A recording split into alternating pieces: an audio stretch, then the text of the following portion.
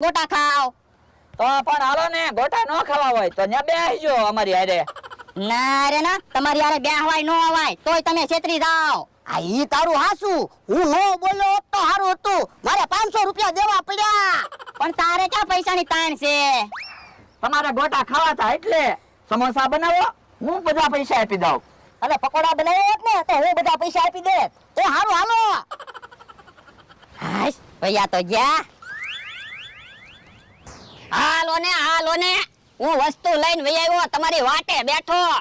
તો પણ અમારી વાટે હું કામ બેઠો? ગોટા બનાવીને ખાઈ ને. એવું તૈયાર લાવ્યો.